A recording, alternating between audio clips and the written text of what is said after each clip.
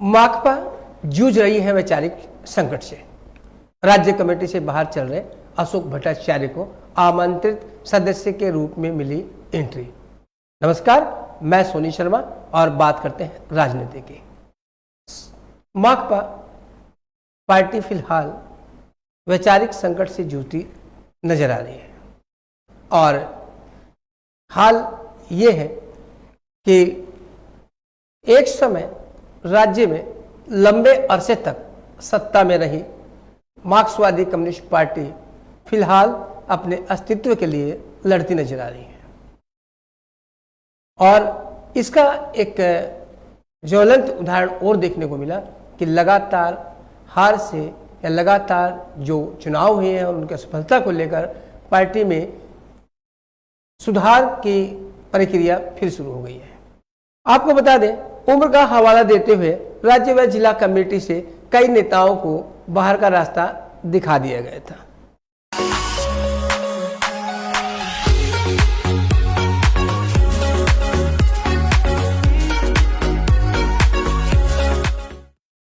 Communist party of west Bengal इन दिनों वैचारिक संकट से जूझ रही है।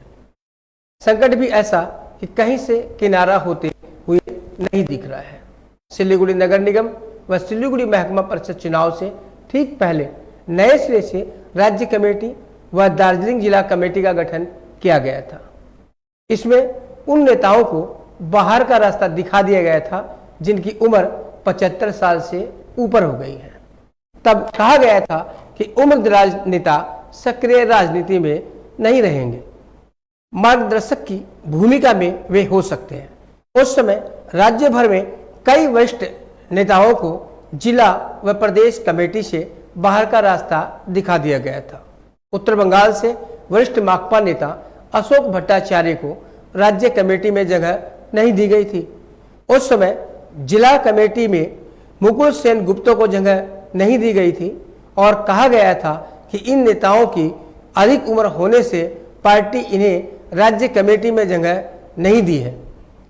पार्टी ने संगठन की मजबूती के लिए यह कदम उठाए हैं। इसके बाद माना जा रहा था कि अशोक युग का अंत हो गया है। इससे पहले वे सक्रिय राजनीति से भी संन्यास लेने की बात कर चुके थे, लेकिन अपनी इस घोषणा के बावजूद अशोक भट्टाचार्य नगर निगम का चुनाव लड़े और हारे। लेकिन चौंकाने वाली बात यह रही कि फैसले के महज कुछ महीनों के अंदर ही राज्य कमेटी ने फिर से अशोक भट्टाचार्य को आमंत्रित सदस्य के रूप में लौटा लिया है। इसको लेकर सवाल भी खड़े हो रहे हैं कि जब कमेटी में रखना ही था तो पहले उन्हें बाहर का रास्ता क्यों दिखाया गया।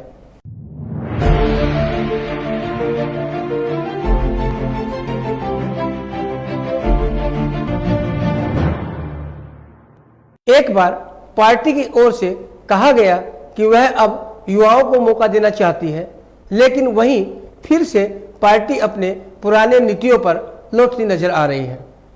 पार्टी में आमंत्रित सदस्य के रूप में जगह मिलने पर भले ही अशोक भट्टाचार्य खुलकर कुछ नहीं कह रहे हैं, लेकिन उन्होंने विरोधी दल पर निशाना जरूर साधा। अशोक भट्टाचार्य कहते हैं कि चुनावी हार के कारण पर लगातार चर्चा होती आ रही है। एक बात जो उनकी समझ में भी नहीं आ रही कि तृणमूल कांग्रेस आकंठ भ्रष्टाचार में डूबी हुई है, इसके बावजूद भी लोग तृणमूल कांग्रेस को वोट दे रहे हैं। इन कारणों को ढूंढना होगा, क्योंकि वाम मोर्चा कभी भी भ्रष्टाचार की राजनीति में शामिल नहीं रहा है। इसके उलट सत्ताधारी पार्टी हर मोर्चे पर भ्रष्टाचार में डूबी है।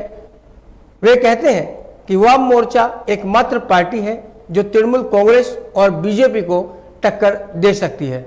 राज्य कमेटी के इस निर्णय का बचाव करते हुए जिला कमेटी के सदस्य दिलीप सिंह कहते हैं कि पार्टी को यह पूरा अधिकार है कि वह कब और किसे आमंत्रित सदस्य के रूप में जिला व राज्य कमेटी में जगह दे। इससे कुछ भी गलत नहीं है। वरिष्ठ नेताओं के अनुभव का लाभ पार्टी को मिलना ही चाहिए। तो ये थी माकपा को लेकर हमारी विशेष रिपोर्ट और लगातार हम बने हुए हैं तमाम ताज़ा तीन खबरों पर। आप बन रहे खबर समय पर और देखते रहे खबर समय, हर समय खबर समय। धन्यवाद।